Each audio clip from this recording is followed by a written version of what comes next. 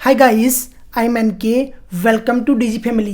देखिए, जो आज की हमारी क्लास रहेगी उसमें हम जो प्रीवियस जो लेक्चर्स आए हैं उनमें डेफिनेट इंटीग्रल के जितने भी फॉर्मूलाज हमने यूज़ किया है उनका यहाँ पे रिवीजन करेंगे। देखिए, रिवीजन इन द सेंस ये है कि जो फॉर्मूलेज वहाँ पर हमने डायरेक्टली अप्लाई किए थे, यूज़ किए थे, वैसे डेफिनेट इंटीग्रल में जो फॉर्मूले यूज़ किए जाते हैं उनको फॉर्मूलाज नहीं बोला जाता, उन्हें बोला जाता है प्रॉपर्टीज़।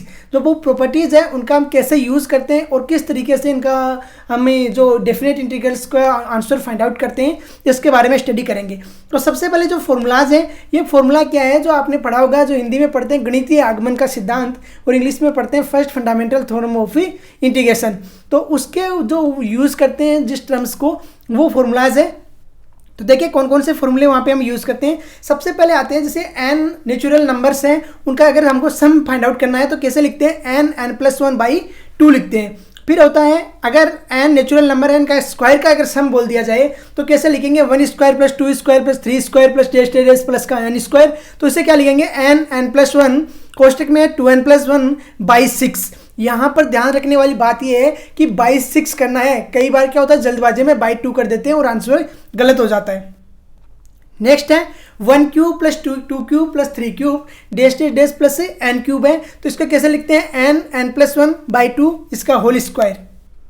फिर है 1 + 3 + 5, मतलब n अगर ओड नंबर का अगर हमें सम बोले जाए तो क्या होगा, n ओड नंबर का सम होगा n²। ये ध्यान देने वाला है यहाँ पे। फिर देखिए इसका जो लास्ट जो डेफिनेट इंटीग्रेशन में जो जनरल मेथड है उसमें क्या करते हैं, a to b अगर वही fx dx का अगर इंटीग्रेशन हो रहा है कैपिटल fx, तो उसकी लिमिट कैसे रख देते हैं, पहले अपर लिमिट रखी जाती है fb, फिर लोअर लिमिट रखी जाती है fa।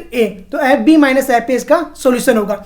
फिर देखिए जो प्रॉपर्टीज़ है, मैंने आपको बोला है कि जो डेफिनेट इंटीग्रल्स में फॉर्मूलाज यूज़ किए जाते हैं उनको फॉर्मूला न बोल के क्या बोलते हैं, हमें प्रॉपर्टी, हिंदी में बोलते हैं गुणधर्म। तो इन्हें क्या है, प्रॉपर्टीज को किस तरीके से यूज़ किया जाता है। तो देखिए सबसे पहली प्रॉपर्टी क्या बोलती है कि अगर a to b कोई लिमिट है और fx dx कोई फंक्शन है तो उसे आप क्या लिख सकते हो, a to b limit ft dt। देखिए अगर x dx है वहाँ t dt कर दिया, कोई फर्क नहीं पड़ेगा। y dy कर दोगे कोई फर्क नहीं पड़ेगा। फर्क कब पड़ेगा, जब आप fx dx की जगह आपने लिख दिया ft dx। अगर एक जगह t लिख दिया, एक जगह x लिख दिया, तब फर्क पड़ता है। अगर टोटल टर्म्स को अगर आप चेंज करोगे, x dx करो की जगह t dt करोगे, y dy की जगह t dt करोगे, t dt की जगह x dx करोगे, कोई फर्क नहीं पड़ेगा। तो अगर a to b लिमिट है, b लिमिट है, fx dx कोई फंक्शन है तो उसे क्या लिख सकते हो आप, a to b कोई फंक्शन ft dt। नेक्स्ट देखिए a to b कोई लिमिट है, fx dx फंक्शन है, अपर लिमिट को लोअर लिमिट बनाना है और लोअर लिमिट को अपर लिमिट बनाना है, तो आप क्या करोगे, पहले माइनस से मल्टीप्लिकेशन कराओगे। तो a to b fx dx को आप b to a fx dx लिख सकते हो जब माइनस से मल्टीप्लिकेशन करा दोगे। नेक्स्ट देखिए, नेक्स्ट है a to b fx dx = a to c fx dx plus c to b fx dx। ये क्या बोल रहा है, अगर आप मान लिया कि जयपुर से मुंबई जा रहे हो, तो अगर आप जयपुर से दिल्ली जाओगे और दिल्ली से मुंबई जाओगे तो ये क्या है कि बीच में एक होल्ट दे रहा है, a to b fx dx है, तो इसे क्या लिख सकते हो आप, a to c fx dx plus c to b fx dx। मतलब जो पहला फंक्शन है उसकी जो अपर लिमिट है और दूसरे फंक्शन की लोअर लिमिट दोनों सेम होनी चाहिए, तो आप उनका सम करके आसानी से लिख सकते हो। नेक्स्ट देखिए, नेक्स्ट जो 9th नंबर की मैं लिख रहा हूँ, ये जो प्रॉपर्टी है सबसे ज़्यादा यूज होती है। ये क्या है, अगर a to b fx dx है तो इसे क्या लिख सकते हो, a to b f a + b - x dx। सबसे ज़्यादा यूज होने वाली प्रॉपर्टी है ये, और अच्छे से आपको पता होना चाहिए कि a to b fx dx है तो उसे क्या लिख सकते हो, a to b f a + b - x dx। Next देखिए, नेक्स्ट है 0 to a fx dx = क्या लिख सकते हो आप, 0 to a f a - x dx। देखिए ऊपर जो 9th नंबर की प्रॉपर्टी और 10th नंबर की दोनों सेम ही है, दोनों में सम करके लिख रहा है और कोई फर्क नहीं है। नेक्स्ट देखिए, नेक्स्ट 11 नंबर पे है 0 to 2a fx dx है, तो उसे क्या लिख सकते हो आप, 0 to a fx dx plus 0 to a f 2a - x dx। बहुत कम यूज होता है इसका, इतना कोई इंपॉर्टेंट प्रॉपर्टी भी नहीं है। नेक्स्ट देखिए 0 to 2a है fx dx है, तो उसे क्या लिख सकते हो, 0 to a fx dx। कब लिख सकते हो, अगर f 2a - x = है fx के, और इसकी वैल्यू 0 कब हो जाएगी, जब f 2a - x किसके इक्वल हो जाएगा, माइनस के fx के। नेक्स्ट देखिए, सेकेंड नंबर पे सबसे ज़्यादा प्रॉपर्टी यूज होती है, जो 13 नंबर की प्रॉपर्टी है। क्वेश्चंस को सोल्व आउट करने में इस प्रॉपर्टी का सबसे ज़्यादा योगदान है। पहले मैंने आपको ऊपर प्रॉपर्टी बताई थी, जो A to B F x D X equal to लिखते हैं A to B F A plus B minus X D X. Second number पे होती है जो 13 नंबर प्रॉपर्टी, इसका यूज। तो ये क्या बोलती है, अगर माइनस ए से ए आपको जाना है एफ एक्स डी एक्स, तो यहाँ पर 202 a f x D x होगा। कब होगा, जब एफ इवन फंक्शन है।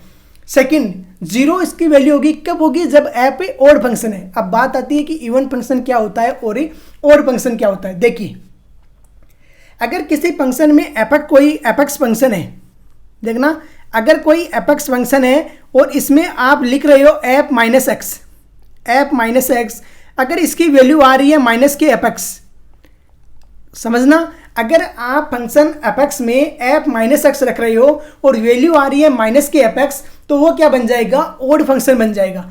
अगर आप एपेक्स में रख रहे हो एफ माइनस एक्स और माइनस एक्स रखने के बाद में वैल्यू आ रही है एपेक्स, तो ये क्या बन जाएगा, इवन फंक्शन बन जाएगा। समझ में आ रहा है। अगर कोई फंक्शन है एपेक्स, एफ में माइनस एक्स रख रही हो और माइनस का एपेक्स बन रहा है, तो ये क्या है, ओड फंक्शन है। और एफ माइनस एक्स रख रही हो और फंक्शन बन रहा है एपेक्स प्लस का, तो ये क्या है, इवन फंक्शन है। देखिए, साइन एक्स में जब हम रखते हैं साइन एक्स की जगह माइनस एक्स, तो बनता है माइनस के साइन एक्स, मतलब ओड फंक्शन है। कोस एक्स में जब रखते हो एक्स की जगह माइनस एक्स, तो बनता है प्लस के कोस एक्स, मतलब कि इवन फंक्शन है।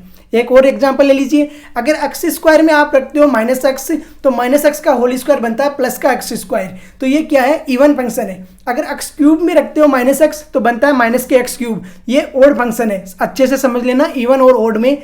यहाँ पर क्या बोल रहा है, अगर इवन फंक्शन है, minus a to a limit ले रही है एफ एक्स डी एक्स की, तो फंक्शन का जो आंसर आएगा वो आएगा 202 a f x D x. अगर फंक्शन है ओड फंक्शन है, तो आंसर आएगा 0।